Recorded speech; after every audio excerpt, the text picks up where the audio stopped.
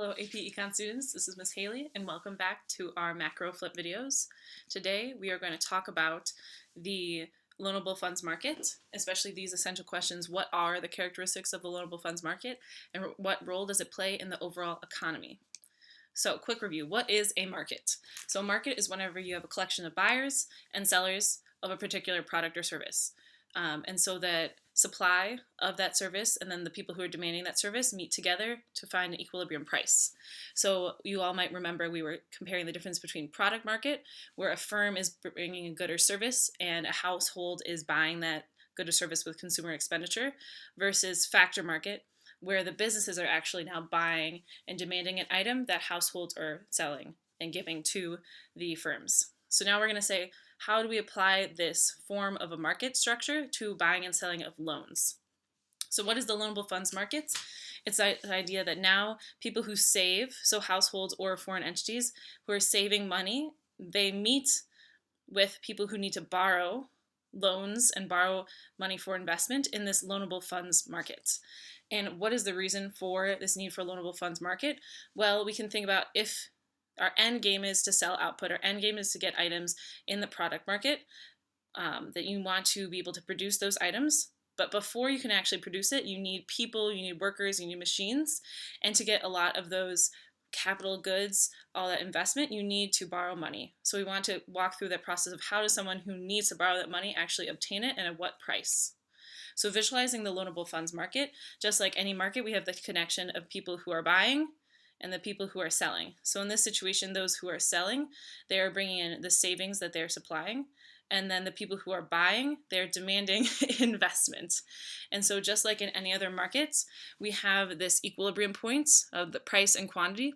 And in this situation, the interest rate is the price of the loanable funds. So interest rate is like a percentage of the original loan amount. So if someone is supplying that loan, they are going to get back a percentage of that loan. And if someone is demanding that loan for investment, they want to buy that loan, they have to purchase that loan at a cost, which is that interest rate.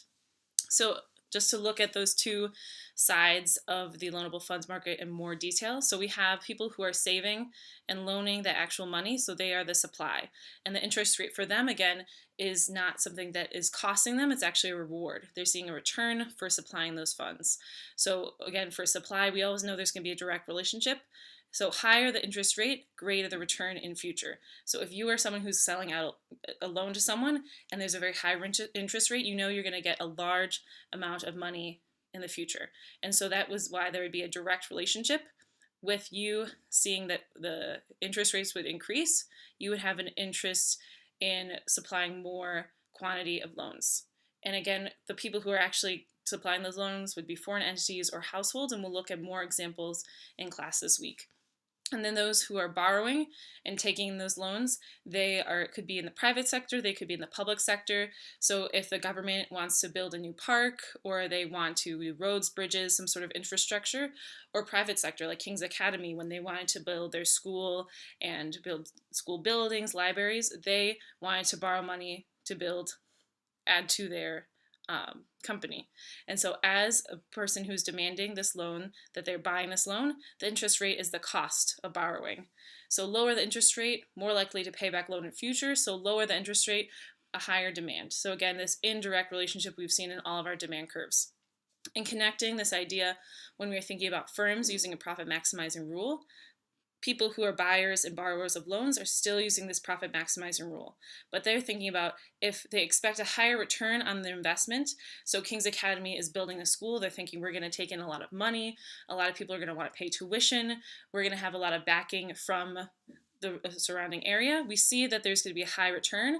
So we will deal with a high interest rate. But we will only make that deal if we think the returns on the investment will be equal or greater than the cost. Again, we're always thinking this marginal revenue has to be greater than marginal cost. So we see who is supplying these loans and who is demanding these loans. So we know how to actually find this equilibrium interest rate, but how do we define this interest rate? And we want to think about the relation between inflation and interest rates as we were learning about inflation last week. So when we were talking about in this actual graph, of the market equilibrium interest rate, that would have been, we would have discussed it in the nominal interest rate. So nominal interest rate is always going to be the stated interest rate, and this is before we correct for inflation. So if you wanted to take this nominal interest rate and correct it for inflation, you would take nominal interest rate minus inflation rate, and it would equal the real interest rate or the real purchasing power of that return. And so using the Fisher equation, you can find this real interest rate, and the reason why economists would want to calculate this is because if you are the seller, again, sellers are the ones who are getting returns for supplying funds. So they're getting something back. They're getting a reward for this interest for their loan. With the reward is the interest rate. So the reward for the loan is the interest rate. If there's a very high inflation rate, that nominal interest rate is not representative of the actual reward that the supplier is getting. So if inflation rate is high, as is suggested here, the suppliers will only take that interest rate if it increases. They would need to have an increased interest rate, so then their real purchasing power from the loan that they give is something that is desirable for them. So in this sense, we would want to use the Fisher equation to find out if suppliers are actually getting the reward, the return that they desire. But most commonly, we in class and in the textbooks and in videos will be using the nominal interest rates. And the reason why this is because when you are a business or when you are someone who's supplying a loan, you really only know what's happening within that year. You can guess, you can begin to adjust for inflation, but you are always going to be making that choice to save or to buy a loan with only the nominal interest rate knowledge. So the stated interest rate is what's most commonly used to understand what the going interest rate is within the loanable funds market. So now we know how to visualize the loanable funds market, but how do these two curves of supply and demand shift? So the supply shifters of loanable funds are caused by three different indicators. One, income and wealth, which is pretty simple. So if you're a household, if you're a family who used to just live paycheck to paycheck, but now your income has increased, it's much easier for you all to begin saving more because you can pay for your groceries and you can pay for those everyday items as well as put some aside for the future. So income and wealth, if it increased, it could shift supply to the right, and if it decreased, shift supply to the left. Because again, you don't have as much money to supply for savings. And then time preferences, this is the idea of how soon do you need your money. And so if you're in a situation where you really need your money right now, if you are in a time of great stress or war, the supply of loanable funds is going to shift to the left. So you want the money right now, you're not going to save much. Versus if maybe there's a whole country is doing very well, the economy is pretty stable, the situation politically is pretty stable, people are going to not want or need that money as quickly, and so the supply of loanable funds will shift to the right. And then the last example, consumption smoothing. So this has to do more with where people are within their time period of life and if they're in a position where they can save more or spend more. So this argues that consumption smoothing, that when you are in the early parts of your life, when you just got out of college, you don't have a ton of money saved, and so you're going to be spending. But then at midpoint in your life, if there's more people there in midlife, and so you've already bought your car, you've already bought your house, you have a stable job, you're able to save more, and then we would see a shift to the right. So consumption smoothing doesn't just have to do with one or two people and what age they are in their kind of overall life, but the whole population of a country are more people in their midlife, so they're going to be saving more, or less people in midlife, so they're either young right out of college, or they're in this dis-saving position when they're retired and not saving money. If the majority of people within a country are in the dis-saving later part of life or really spending younger part of life, then we would see a shift to the left of the supply of loanable funds. How we would see a shift in demand. Again, these are people who want loans, that they want to start investing something new in their company. They want to be making products, so they need money now.